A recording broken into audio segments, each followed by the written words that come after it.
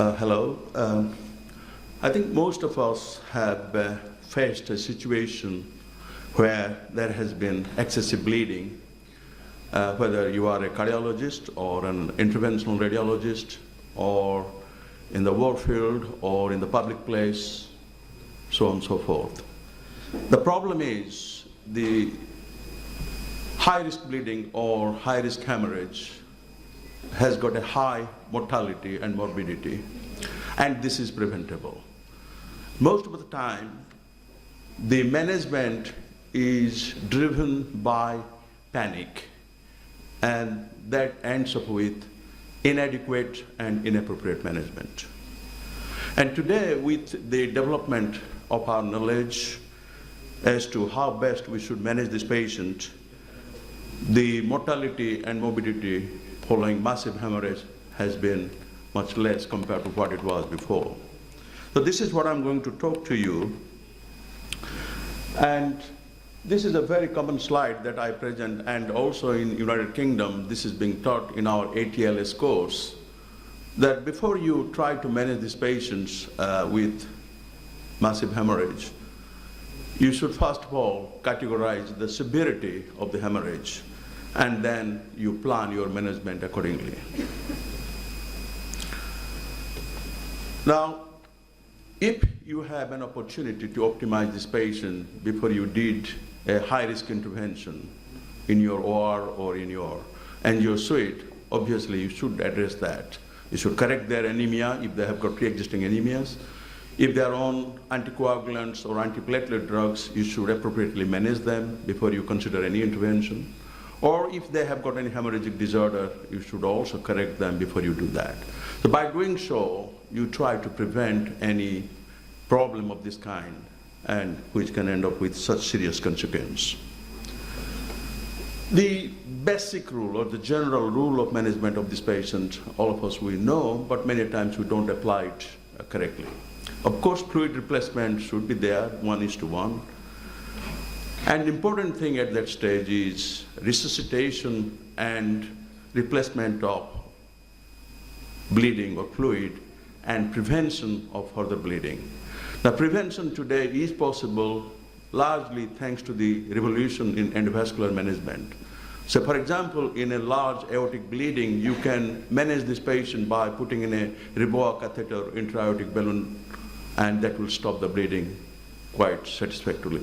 And similarly also in facial-maxillary injury in a trauma, you can also stop by simply occluding the artery with a balloon. And you should also follow the principles of transfusion trigger. Oxygen should be delivered to these patients and maintain an appropriate or adequate oxygen saturation. Avoid acidosis in this patient because this leads to further bleeding and disaster. Whenever possible, you have to give them transfusion of labile blood products. And if you have a system of cell salvage available, whether it is in the operating theater or elsewhere, then you should try to use intraoperative cell salvage and transfuse this blood to the patient's back.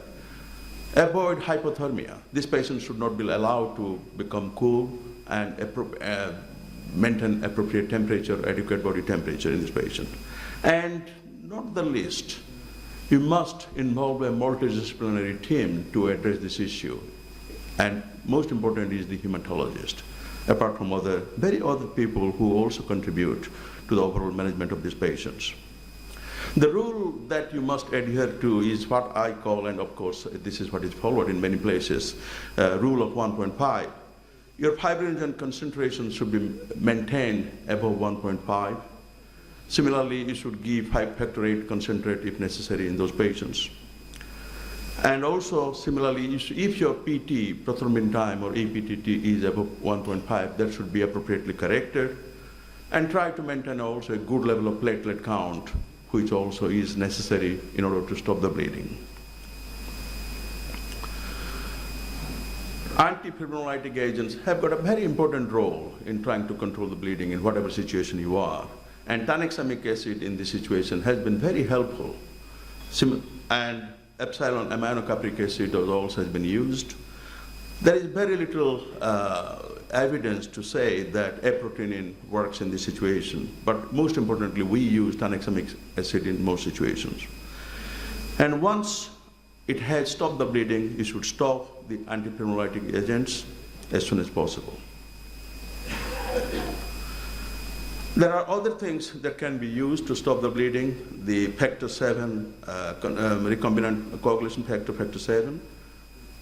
Also, you can use prothrombinase complex concentrate in those situations to stop the bleeding. In particular, if these patients have been on the new oral anticoagulant or direct oral anticoagulant agents. We will talk about that later on. If these patients have been on oral anticoagulants like warfarin, vitamin K in the usual doses, and prothrombinase concentrate complex also should be used. If they have been on large dose of unfractionated heparin, protamine can reverse the effect of the heparin. Similarly, large dose of protamine repeated use can also reverse the effect of the low molecular weight heparin. And honoparinox, if that has been used, factor 8 activated, can also be used to stop these bleedings. 7 complications, sorry. A little bit discussion about the new oral anticoagulants. These are extensively used in our practice these days, but most of these have got a short half-life, and thanks to the manufacturers that now they have got an antidote available. And we should know that these agents, they work for a short period of time. They don't have prolonged action like that of warfarin. So we are fortunate. If that is the situation, we should be able to control this bleeding if you do not have an antidote available at your disposal. So if that is the case, if they have been on these new oral anticoagulants, stop the medicine as soon as possible. As I said, they have a short half-life. You can control some of the coagulation factor by giving fresh frozen plasma or prothrombinase concentrate complex. And I discussed about the antidotes. The principle, as I discussed at the beginning, hypothermia should be corrected, and hypothermic coagulopathy should be corrected. And patients' pH should be corrected by appropriate oxygenation and hydration. Most surgical procedures can be conducted, or interventional procedure can be conducted with aspirin alone, but if you have got dual antiplatelet, that makes the problem. Preferably, the clopidogrel should be stopped. Clopidogrel and other antiplatelet agents like ticagrelol, prasugrel should be stopped at least 5 to 7 days prior to surgery or any intervention. If patients have bleeding due to antiplatelet drug use, clopidogrel or aspirin together, then you might have to give platelet concentration during the procedure in order to stop the bleeding. In specific conditions like various platelet abnormality or coagulation disorders, this must be also again corrected by appropriate replacement of those factors, and that should correct the bleeding. This is the most important slide in this talk, is that whenever you have a bleeding problem, that you should classify the severity of the bleeding. You should assess the blood test for coagulation parameters, fibrinogen level, renal function, and liver function test. The hemorrhagic protocol, major hemorrhage protocol should be activated within the hospital so that all the people who are responsible for management of these patients are aware that such a situation is happening in the hospital, and they should address the need of these patients. Stopping the bleeding is your priority, whether by endovascular means or surgery or by manual compression or whatever is possible. That should be your first step of controlling the bleeding. Acidosis, hypothermia should be corrected, and whenever possible, antipremollytic agents or coagulants, FAP and factor 8 concentrate should be given. Antidotes are available, as I said, that can be given and stop the bleeding due to those new oral anticoagulants.